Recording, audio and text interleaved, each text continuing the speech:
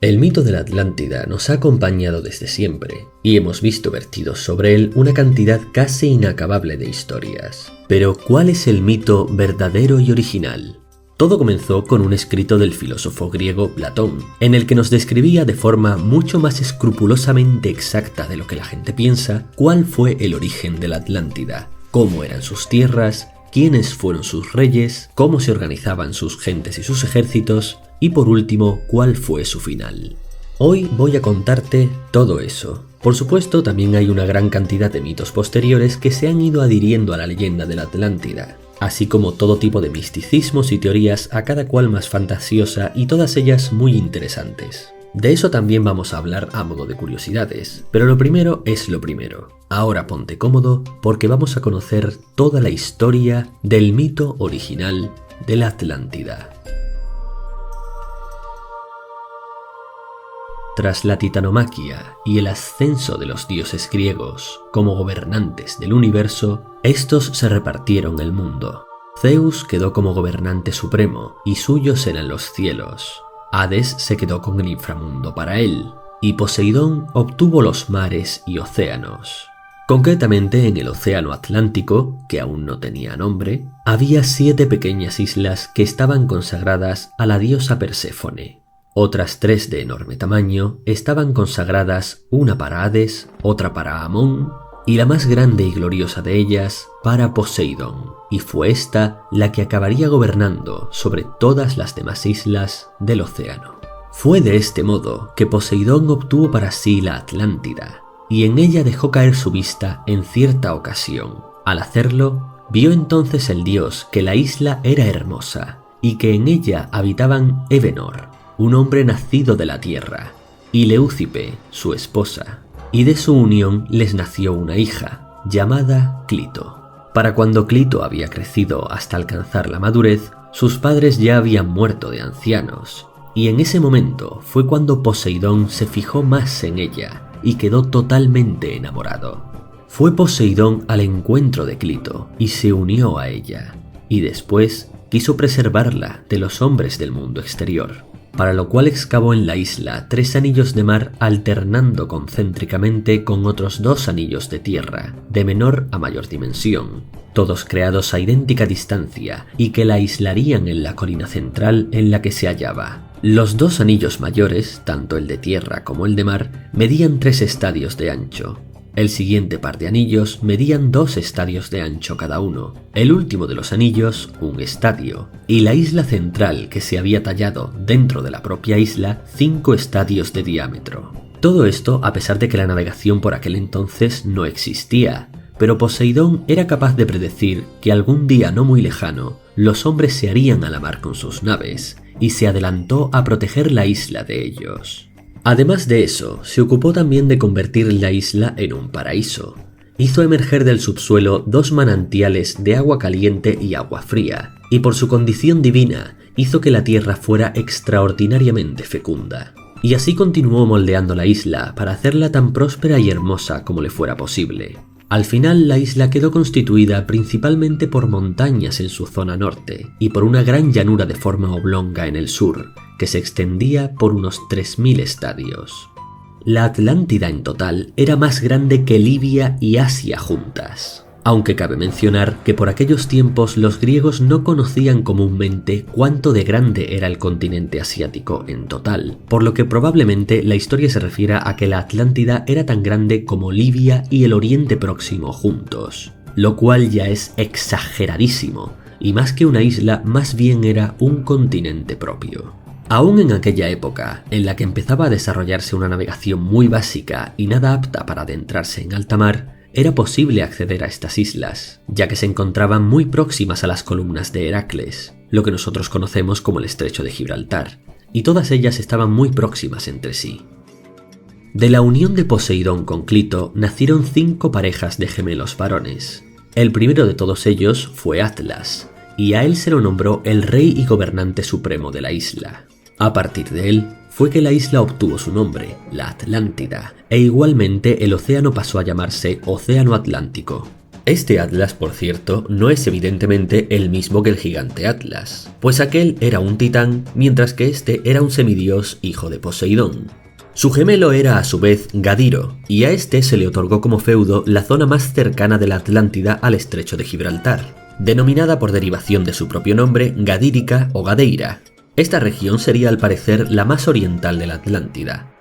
Al siguiente par de gemelos los llamó Anferes y Évemo, a los terceros Mneseo y Autóctono. Al cuarto par de gemelos les puso los nombres de Elásipo y Méstor, y al último par de hermanos Azaes y Diáprepes. Y a todos ellos también se les otorgaron sus respectivos feudos en la isla, que había sido dividida en 10 dominios y cada uno de ellos gobernado por su propio rey. Pero por sobre todos ellos gobernaba Atlas, como regente de toda la isla, cuyo feudo era el territorio central, que había pertenecido a su madre Clito antes que a él, y en donde su padre Poseidón había erigido personalmente un palacio para Atlas. Así fue como comenzó la estirpe de los atlantes, y como hemos dicho, algunas gentes de Europa y Asia consiguieron cruzar hasta la Atlántida, y su población pronto se volvió próspera y numerosa. Los atlantes pronto descubrieron que la isla era rica en minerales preciosos, especialmente en oricalco, un metal legendario que algunos piensan que sería una aleación natural entre el cobre y el oro, mientras que otras fuentes deducen que era de bronce y plata y otros en cambio opinan que era algo parecido al ámbar. Pero en cualquier caso, era más valioso que la plata y el oro. Además, la gigantesca isla era espesa en bosques e incluso pantanos, lagos y ríos, así como montañas y llanuras. De modo que insisto en desterrar completamente la idea de que la Atlántida era una isla convencional de fantasía, ya que muy por el contrario era prácticamente un continente, sobre todo teniendo en cuenta que al parecer era tan grande como Libia y el Asia conocida juntas. Respecto a la fauna de la Atlántida, esta era bastante próspera, aunque no se especifica qué animales la habitaban exactamente, excepto por los elefantes, que al parecer eran algo bastante típico. En cuanto a la flora, todo lo fresco, sabroso y fragante estaba bien representado. Raíces, follaje, madera, frutas, también legumbres y toda clase de bebidas, comidas y aceites, así como cualquier dulce o extracto medicinal imaginable. Todo lo generaba la isla en belleza y demasía. Los atlantes construyeron puentes entre los anillos de tierra, conectándolos entre sí, y junto a los puentes excavaron túneles para que los barcos pudieran pasar a la ciudad alrededor de la montaña, así como muelles en las paredes de roca de los fosos y un gran canal que lo conectaba todo al océano y que tendría 300 pies de ancho, 100 pies de profundidad y 50 estadios de distancia hasta el primer anillo exterior. A modo de desembocadura, la entrada del océano al canal semejaba a un puerto, donde podían acceder hasta los barcos de mayor tamaño, por lo que para entonces era evidente que los atlantes ya habían desarrollado la navegación más avanzada de la época. Cada paso de cada puente estaba custodiado por puertas y torres, y una muralla rodeaba cada anillo de la Atlántida. Los muros que levantaban los atlantes estaban hechos de piedra roja, blanca y negra, muy por el contrario de las típicas representaciones artísticas en las que abundan los tonos azules. A su vez, sobre la muralla del anillo exterior aplicaron ornamentos de hierro, sobre la del anillo interior casiterita, y sobre la muralla que circundaba la Acrópolis adornos de oricalco. Existían por toda la isla casas de elaboración simple, mientras que otras resaltaban por su belleza y colorido. Lo que más destacaba era el complejo palaciego del núcleo de la Atlántida. En su centro se hallaba el templo de Clito y Poseidón, rodeado de un muro de oro infranqueable, y allí anualmente se enviaban tributos y ofrendas desde las 10 regiones de la Atlántida. Además había otro templo más a Poseidón con un estadio de longitud y 300 pies de ancho. Los exteriores del complejo palaciego estaban enteramente recubiertos de plata, excepto las cúpulas que refulgían de oro. Existía a su vez un altar acorde en grandeza y excelencia a este templo. En el interior predominaban el revestimiento de oricalco y la techumbre era un caleidoscópico espectáculo multicolor, nacido de la unión entre el marfil, el oro, la plata y el propio oricalco. Toda la estancia se hallaba repleta de diversas imágenes de oro, muchas de ellas ofrendas, resaltando entre todas la grandiosa estatua de Poseidón, de pie sobre un carro, sujetando las riendas de 6 caballos alados, y rodeado por 100 nereidas sobre delfines. De idéntica forma se hallaban en el exterior estatuas de oro en gran número, que representaban tanto a la realeza como a particulares autóctonos de renombre o extranjeros notables. Y también el agua fría y caliente de los manantiales era conducida por un ingenioso y avanzadísimo entramado de canales, acequias y cisternas que la distribuían por toda la ciudad y para cada uso, ya fuera higiénico u ornamental, y en resumen todo el paisaje era destacablemente fresco y acuático. De entre las zonas vírgenes de la isla se destacaba la áspera y escarpada pendiente que podía visualizarse desde la perspectiva marítima, demasiado elevada y por tanto peligrosamente intransitable. Sin embargo, a poco que se elevara la vista sobre la ciudad, podía contemplarse una extremada y suave llanura que la rodeaba, limitada a su vez por diversas montañas que daban a morir al mar. Su localización se prestaba a encarar el viento sur. Se enfatiza la majestuosidad, belleza y número de las montañas circundantes, al no tener equiparación alguna con el resto de montañas conocidas por los griegos. Estas albergaban y daban cobijo a variedad de aldeas, así como a caudalosos ríos y lagos, frondosos prados y bosques, variados en cantidad y especies, cubriendo con suficiencia todas las necesidades humanas y animales, ya fueran estos domésticos o salvajes. El gobierno de la Atlántida se había extendido a otras muchas islas, así como a partes de la tierra firme, como lo eran los pueblos de Libia e incluso Egipto y partes de Europa hasta Tirrenia. En caso de guerra, estaba establecido que cada rey aportara al ejército la 6ª parte de sus carros de guerra, 2 legiones de jinetes a caballo, 2 legiones de caballos sin carro, 1 legión de infantes con escudo, 1 legión de aurigas, 2 legiones de hoplitas, 2 legiones de arqueros, 2 legiones de honderos, 3 legiones de lanzadores de piedras, otras 3 legiones de lanceros y 4 legiones de marineros para cubrir la tripulación de 1200 naves. Esto era en el caso de que la ciudad capital gobernada por Atlas así lo reclamase. Distinta era en cambio la distribución de los otros 9 feudos restantes para sus contiendas particulares, lo que según Platón conllevaría un tiempo excesivo en su relato y descripción. En cuanto a la guardia de la ciudad, ésta se dispersaba en numerosas estancias, determinándose en función del grado de su fidelidad la cercanía de las mismas a la Acrópolis. De este modo, a los que más muestras de virtud y lealtad mostraban, se les otorgaba el privilegio de convivir circundando a los reyes. Las leyes de la Atlántida nacían de lo originalmente dispuesto por Poseidón, recogidas por los primeros reyes y plasmadas en una gran columna de oricalco como una constitución fundamental que se guardaba en el templo de Poseidón, donde los reyes se reunían cada 5 o 6 años. Estos reyes debían de juzgarse unos a otros, para asegurar el buen funcionamiento de la Atlántida, y esto era precedido por el sacrificio a Poseidón de uno de los muchos toros que se paseaban sueltos por su templo. Los 10 reyes debían de cazar uno de estos toros y degollarlo sobre la columna de oricalco, siendo ofrecidos todos los miembros del animal y llenándose a continuación una crátera a partir de 10 coágulos de sangre, uno por cada rey.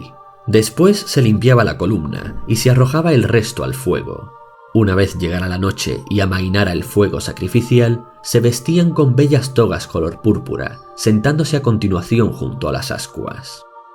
Lo del color púrpura, por cierto, no es algo escogido al azar. En aquella época y durante muchos siglos, el tinte púrpura era algo extremadamente difícil de conseguir en Occidente, por lo que las prendas y ornamentos de este color era algo carísimo y muy escaso, que solamente podían permitirse las clases más ricas y poderosas de la sociedad. Una vez se hubiese apagado el fuego, los reyes procedían a juzgarse mutuamente, transcribiéndose los juicios en una tablilla de oro al amanecer, la cual utilizaban de ofrenda al terminar los juicios junto a sus vestimentas.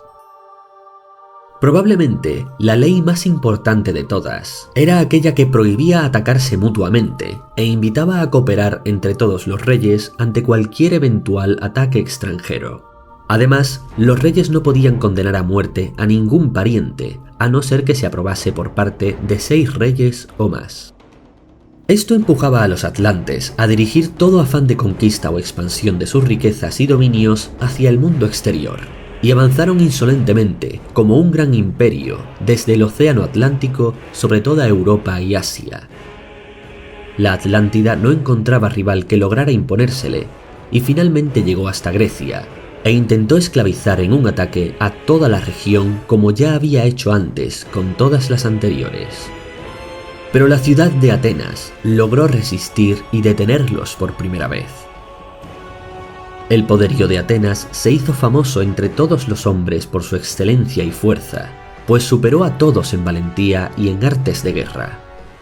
Al principio, Atenas condujo en la lucha a todas las demás ciudades griegas, pero eventualmente se vio obligada a combatir en solitario, cuando los demás ejércitos griegos se fueron rindiendo o agotando. Atenas, sin embargo, resistió hasta el final y logró una gran victoria sobre los atlantes, e incluso fue capaz de liberar de la esclavitud a todas las naciones vecinas.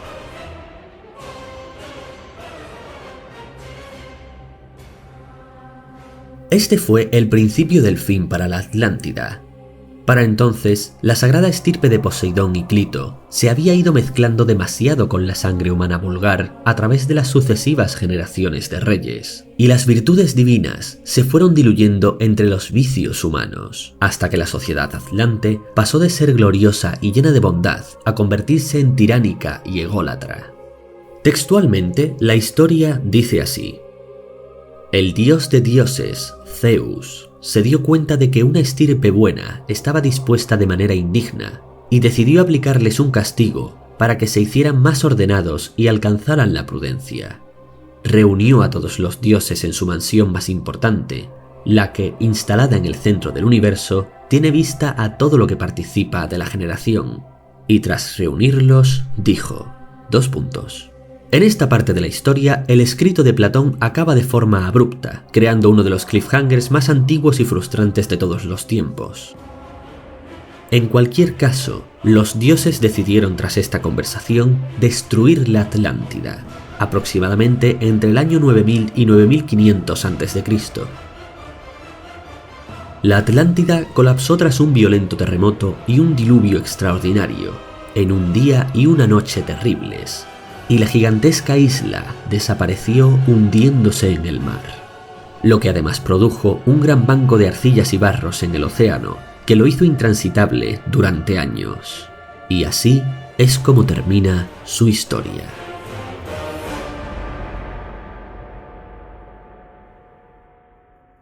Ahora hablemos de las fuentes de las que surge todo lo que sabemos de la Atlántida. La única fuente primaria acerca de la Atlántida, y de la cual surgen todas las demás, es el diálogo escrito por el filósofo griego Platón. En dicho escrito de Platón, los filósofos Critias y Timeo nos cuentan todo lo que sabemos acerca de la Atlántida, a través de un diálogo que mantienen con Sócrates y Hermócrates. Todo el diálogo es seguramente ficticio, todo indica que estos filósofos y políticos griegos nunca mantuvieron estas conversaciones, y de hecho, de Timeo incluso se sigue discutiendo si fue un personaje histórico real o si Platón se lo inventó completamente. La historia de la Atlántida viene principalmente de boca de Critias, quien dice que la conoció a través de Solón, un estadista considerado uno de los 7 sabios de Grecia. Solón habría viajado a Egipto años atrás, y cuando tenía ya 90 años y Critias era un niño de 10, le contó lo que había descubierto allí. En la ciudad de Sais, al oeste del delta del Nilo, los sacerdotes egipcios le hicieron saber de una antigua historia que había sobrevivido en sus registros acerca del pueblo griego. Es decir, la historia de cómo la antigua Atenas prevaleció ante la invasión de la Atlántida, además de todos y cada uno de los detalles acerca de esta civilización legendaria que te acabo de narrar. La explicación de por qué esta historia no la conservaron ni recordaron los griegos vendría a ser que se perdió durante el diluvio universal, porque sí, los griegos también tenían un mito del diluvio universal, pero de algún modo los egipcios sí que habían logrado conservarla. Algunos historiadores defienden que Platón de hecho tomó prestadas libremente algunas de sus alegorías y metáforas de tradiciones más antiguas, como la de la guerra de Troya o diversas genealogías egipcias. Otros, en cambio, opinan que se inspiró en eventos de su tiempo, como la fallida invasión ateniense a Sicilia o la destrucción de Heliqué.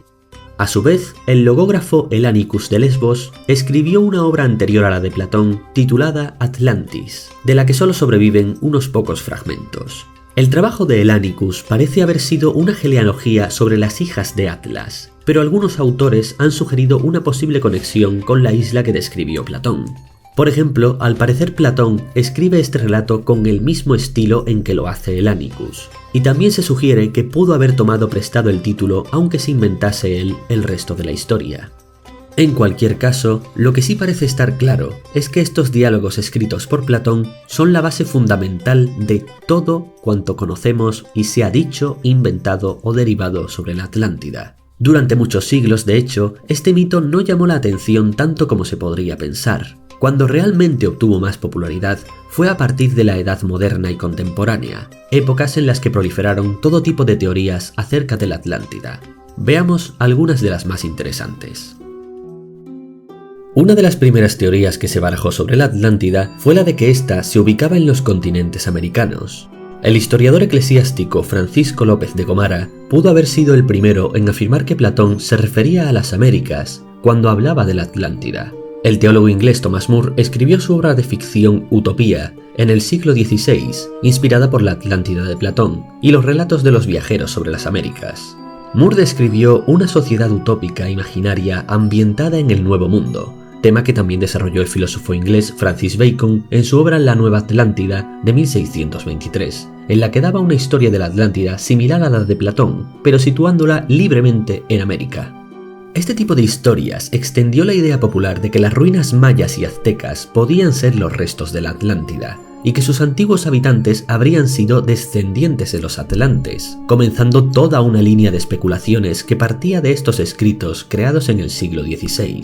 Algunos historiadores explican que estas especulaciones se desarrollaron fácilmente debido a los intentos europeos de racionalizar las antiguas culturas americanas dentro de un contexto mitológico occidental.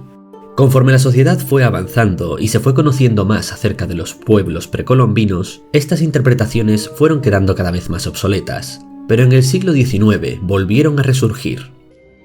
Una de las personas que más popularizó el mito de la Atlántida en ese siglo fue el congresista estadounidense Ignatius Donnelly, quien escribió en 1882 el libro La Atlántida, un mundo antes del diluvio. Donnelly sugería que Platón escribió sobre una isla gigante que realmente existió. Creía que la Atlántida era el sitio de la primera y más antigua civilización humana, y que en la mitología de las demás culturas del mundo, sus respectivos dioses en realidad habían sido ciudadanos de la Atlántida. Incluso el Edén bíblico habría estado ubicado, según él, en este continente perdido. Señalaba a Egipto como una de las colonias de la Atlántida, y uno de los pocos remanentes que quedaba de lo que podía haber sido su cultura. Tanto interés despertó en estos mitos, que a Donnelly popularmente se le ha llamado el padre del renacimiento de la Atlántida en el siglo XIX. Muchos le agradecen el haber hecho pervivir este interesante mito hasta la actualidad, mientras que otros le reprochan haber sido uno de los mayores promotores de un método de investigación anticientífico y antihistórico, basado en la idea de que los mitos y leyendas contienen información oculta que puede ser descifrada bajo la libre interpretación, valiéndose del ingenio de cada uno, o por personas que poseen algún tipo de visión mística o especial. Más adelante llegó el fascinante mundo de la teosofía, una escuela de misticismo fundada por Yelena Blavatsky, que alcanzó bastante popularidad e invirtió mucho en el mito de la Atlántida. Estos fueron quienes más se inventaron sobre la Atlántida, ya que en muchas ocasiones, sin ni siquiera basarse en lo escrito por Platón, lanzaron tantas afirmaciones como quisieron de su propia invención, muchas de las cuales han sobrevivido hasta nuestros días en el imaginario popular. En su libro, La doctrina secreta de la Atlántida, Blavatsky describía que la Atlántida estaba compuesta por la cuarta generación de humanos, que sería sucedida por una quinta generación de humanos, que somos los humanos modernos. En 1882, otro teósofo, Alfred Percy Sinnett, decía haber aprendido las respuestas a muchas de sus preguntas sobre la Atlántida de un maestro tibetano llamado Mahatma Kudhume, que textualmente le dijo: la formación de la Atlántida se originó en el Mioceno y culminó con la desaparición del continente más grande, que coincidió con el ascenso de los Alpes y el vestigio de la pequeña isla mencionada por Platón. La pequeña Atlántida de Platón fue la única isla que sobrevivió a la desaparición de la Atlántida original. El gran acontecimiento fue la llegada de los descendientes de la luz de Poseidonis, que vivieron en nuestra Shambhala, otro reino mitológico ubicado en algún lugar del Himalaya, hace 11.446 años. Algo curioso de las aportaciones de Sinet es que él mismo parecía no conocer demasiado bien el escrito original de Platón, pues en varias ocasiones comentaba que la Atlántida era una isla más bien pequeña, cuando según el diálogo de Timeo y Critias era casi tan gigantesca como un continente. Los teósofos en general afirmaban que la Atlántida existió hace entre 1.000.000 de años y 900.000 años, pero habría acabado autodestruyéndose debido al uso desmedido de poderes mágicos y psíquicos que habían adquirido los atlantes. Nada de eso tenía nada que ver con lo escrito por Platón en su día, pero ellos empezaron a predicarlo. En su libro de 1896, Atlantis, el mundo antidiluviano, un título casi idéntico al de Ignatius Donnelly, otro teósofo llamado William Scott Elliot afirmaba que cuando la Atlántida colapsó, esta se dividió en dos grandes islas, llamadas Daitia y Ruda.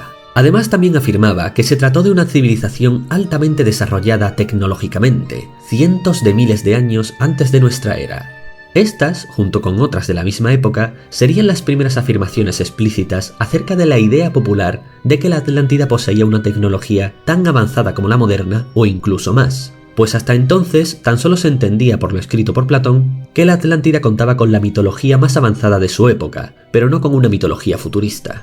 También describía que la Atlántida ocupaba gran parte del océano Atlántico, desde el norte en la actual Islandia hasta el suroeste en Río de Janeiro. El primer cataclismo que comenzó su destrucción habría ocurrido hace unos 800.000 años, el segundo hace 200.000, cuando se dividió en las dos islas ya mencionadas, y el tercero y más terrible hace 80.000 años, cuando finalmente quedó reducida a una isla supuestamente pequeña, que supuestamente es la que describía Platón.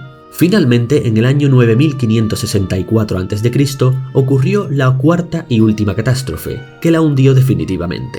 Scott Elliot también afirmaba que la capital de la Atlántida, con una población de 2 millones de personas, se llamaba Stavros, y que habría sido destruida por el segundo cataclismo. Llegó incluso a decir que en su apogeo los atlantes desarrollaron vehículos aéreos, y estas afirmaciones fueron deformándose más y más hasta degenerar en que los atlantes poseían aviones a reacción e incluso naves espaciales en las que los supervivientes de la Atlántida habrían ido a refugiarse no solo a las Américas, sino también a Venus y a Marte.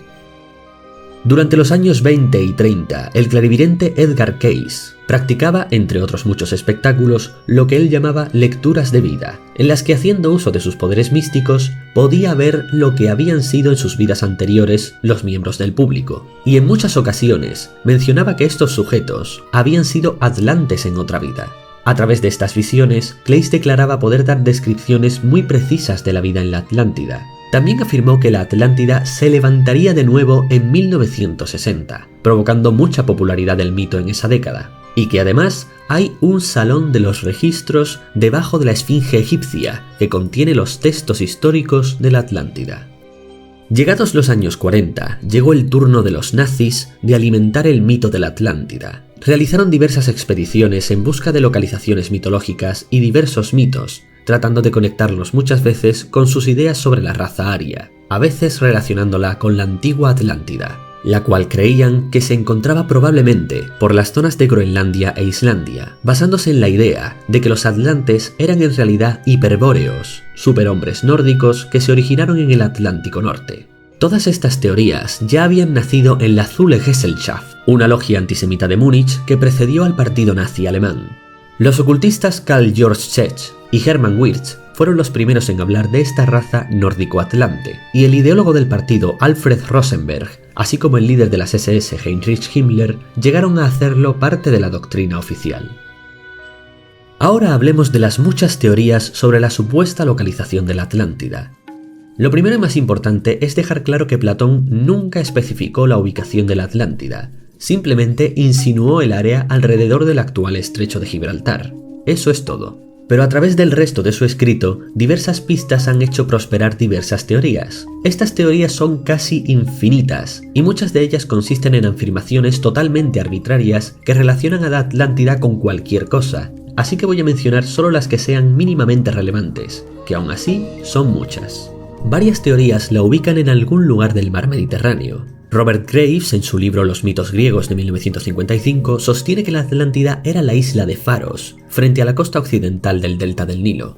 Robert Sarmast, un arquitecto estadounidense, argumentaba que la ciudad perdida de la Atlántida se encontraba en el fondo del Mediterráneo oriental, dentro de la cuenca de Chipre, basándose en datos de sonar del fondo marino en las que se intuyen, según él, estructuras que podrían haber sido hechas por el hombre a una profundidad de 1500 metros.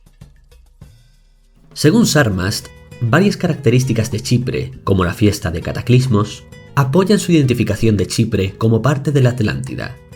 Su credibilidad, no obstante, es bastante pobre, pues a menudo ha mencionado cosas como que los científicos saben que aproximadamente 18.000 años en el pasado no había solo un mar Mediterráneo, sino 3.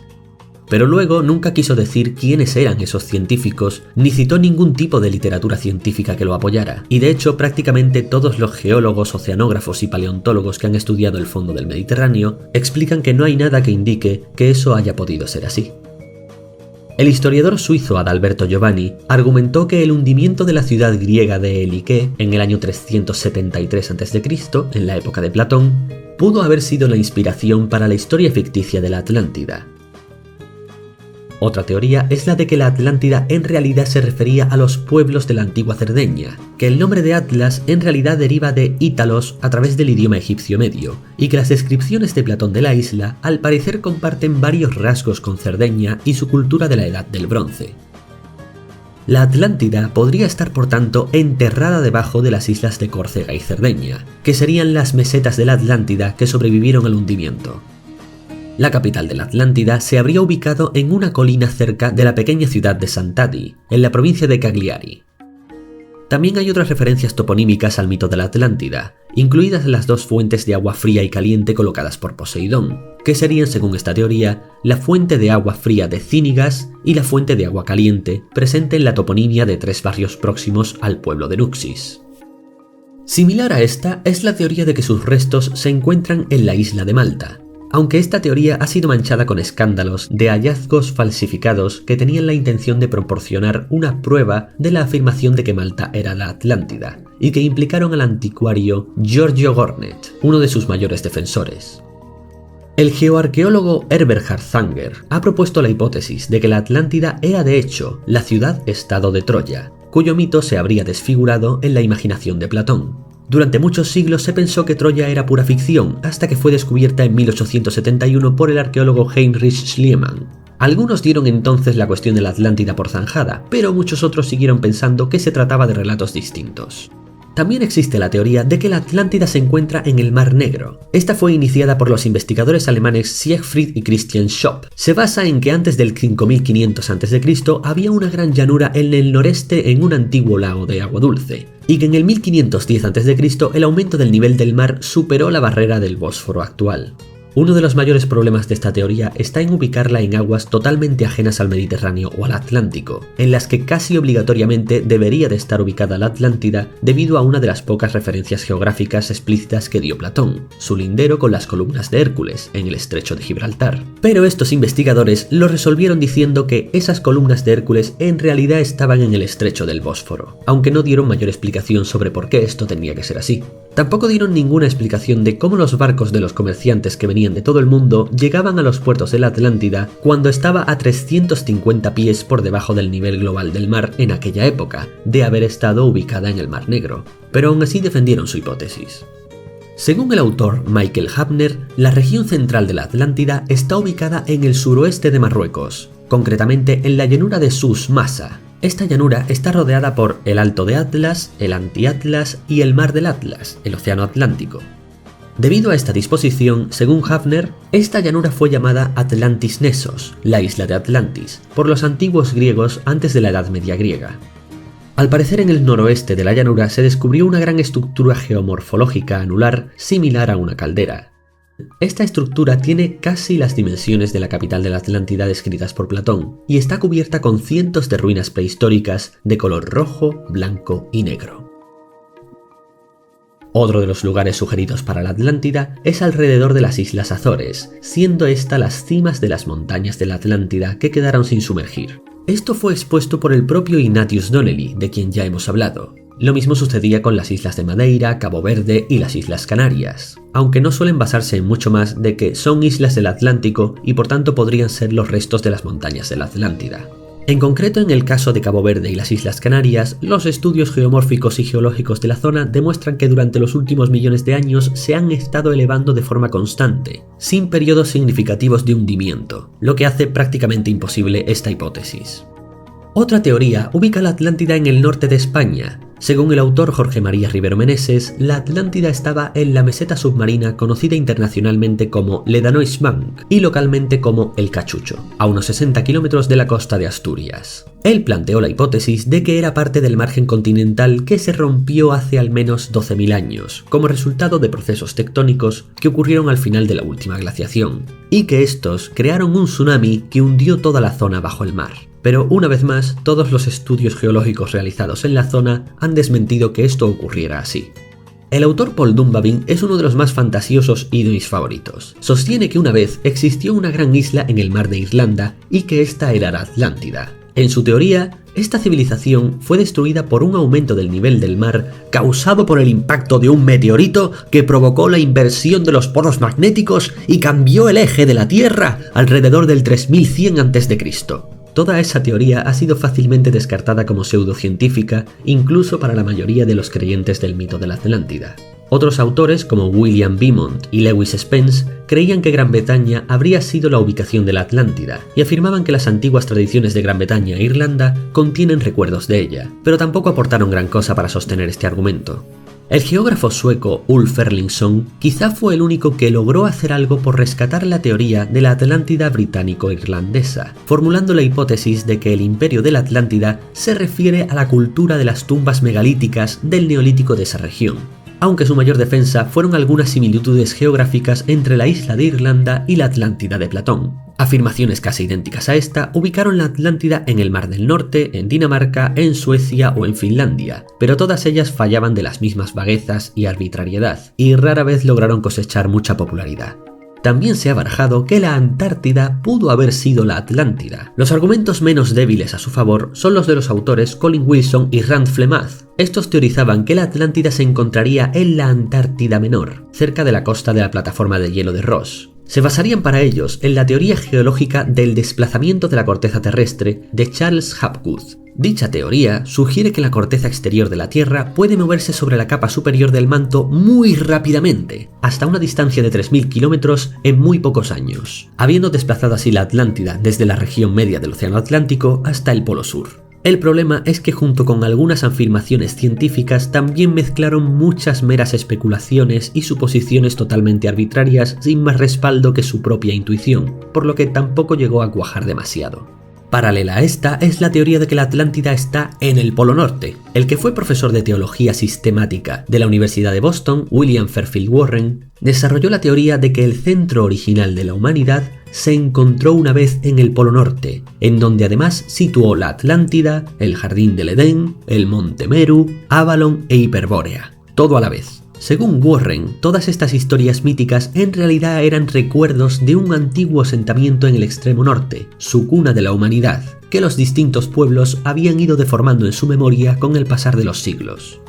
Por último, una de las pocas teorías que cuentan con indicaciones explícitas del escrito original de Platón es aquella que sitúa la Atlántida en algún lugar de la costa sur de España, en Andalucía. En el diálogo de Critias, Platón relataba que el hermano gemelo de Atlas fue a su vez otro de los reyes de la Atlántida, Gadiro, a quien se le otorgó como feudo la zona más cercana de la Atlántida al estrecho de Gibraltar, denominada por derivación de su propio nombre Gadírica o Gadeira. Gadeira es el nombre con el que los griegos conocían al pequeño archipiélago de islas que conformaban lo que actualmente es la bahía de Cádiz. Las islas de Eritea y Cotinusa formaban lo que hoy es Cádiz capital, y Antípolis o Cimbis la actual San Fernando.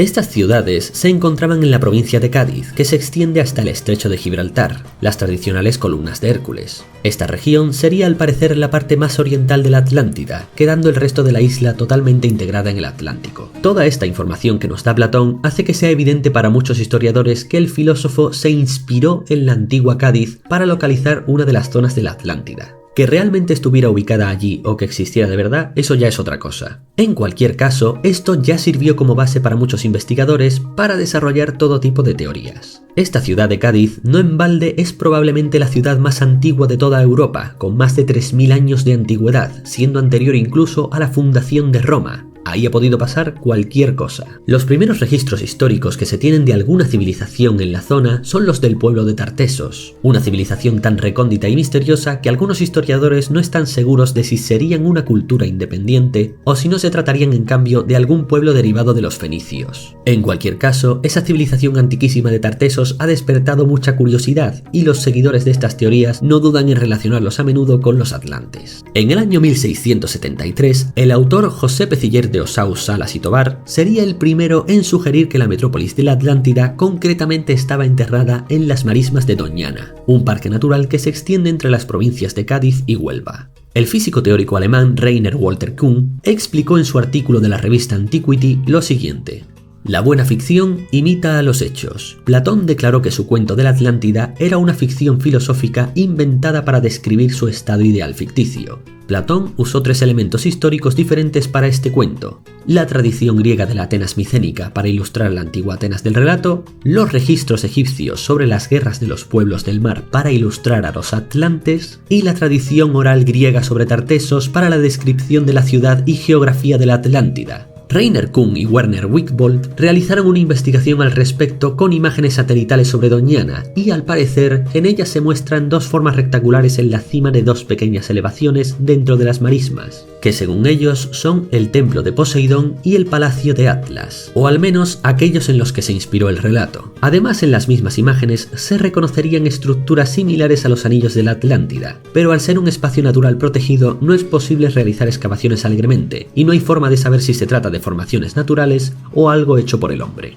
Toda la teoría se hace aún más suculenta para sus investigadores teniendo en cuenta que esta zona es relativamente proclive a sufrir maremotos, como el que azotó a Lisboa, Huelva y la bahía de Cádiz en 1755, y que según los geólogos se acabará repitiendo con toda seguridad, bien mañana mismo o bien dentro de varios siglos. En el año 2011, otro equipo dirigido por el profesor Richard Front de la Universidad de Hartford volvió a investigar la zona y defendieron la hipótesis del tsunami. No obstante, el antropólogo del Consejo Nacional de Investigaciones de España, Juan Villarías Robles, describió las afirmaciones de Front como demasiado fantasiosas. Otro dato curioso para cerrar esta teoría es que con respecto a otro de los reyes atlántida, Mneseo, la ciudad del puerto de Santa María, en Cádiz, era conocida en la antigüedad con el nombre de Menesteo, y eso ha alimentado aún más la cuestión para algunos.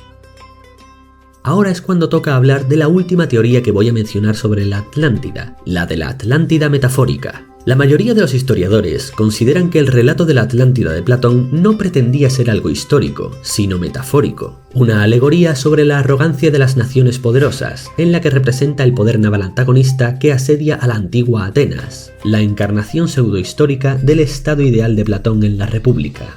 Algunos opinan que era una ficción filosófica completa, mientras que otros creen que pudo haber estado basada en hechos históricos como los pueblos del mar, la cultura de Tartesos y etc., aunque la Atlántida como tal no llegará a existir nunca. Este tipo de debates ya se daban incluso en tiempos de la Grecia antigua. El escritor Genócrates, por ejemplo, estaba convencido de que la Atlántida era un hecho histórico, mientras que Aristóteles, alumno de Platón, sostenía que su maestro se había inventado la historia para ilustrar su sociedad perfecta. A su vez, el filósofo Crantor, un habitual comentarista de Platón, explicó que los contemporáneos de Platón en ocasiones se burlaban de él por no ser el inventor de su república y haberla copiado en cambio de las instituciones egipcias. De modo que Platón, en respuesta, decidió inventarse que los egipcios habían conservado esta historia sobre los atenienses y los atlantes para así poder decir que los atenienses realmente vivieron una vez de acuerdo con ese sistema y que no se había copiado de los egipcios. Yo como narrador no tengo ninguna obligación de decantarme por una teoría u otra, pero lo que sí es un hecho es que Platón escribió un relato concreto con una información concreta, a la que luego se le han ido añadiendo todo tipo de fantasías que no figuraban por ninguna parte en el escrito original. Además de eso, las especulaciones mitológicas no pueden prevalecer en el caso de que se contradigan con evidencias geológicas, y eso hay que tenerlo en cuenta. Por lo que si me preguntas a mí, la duda real estaría en si Platón se inventó por completo el relato o si se inspiró en otras leyendas o sucesos históricos que él modificó para crear la historia de la Atlántida. Aún así, cada cual es libre de pensar lo que le plazca. Y ya para acabar, comentaremos dos curiosidades artísticas que me han parecido especialmente llamativas de las muchas que hay sobre la Atlántida. En Bruselas, el escultor belga Luc Van Zoom erigió en el año 2003 una fuente llamada El Hombre de la Atlántida, sobre la cual comentó lo siguiente: debido a que la tierra habitable algún día será escasa, no es improbable que regresemos al agua a largo plazo. El calentamiento global y el aumento del nivel del mar son problemas prácticos para el mundo en general, y sobre todo aquí en los Países Bajos. Por otra parte, el compositor gaditano Manuel de Falla, una de las mayores figuras de la música clásica de España, estuvo obsesionado durante su infancia con el poema épico La Atlántida, del poema catalán Jacinto Verdaguer, y en 1941, ya en los últimos años de su vida, escribió una cantata sobre la Atlántida inspirada en dichos poemas, que se sigue interpretando hasta el día de hoy.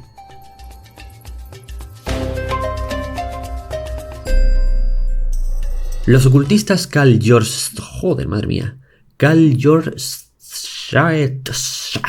venga, hombre, esto tiene que ser cachondeo. Chech. O sea, todo este zurullo es chech. Pues vale.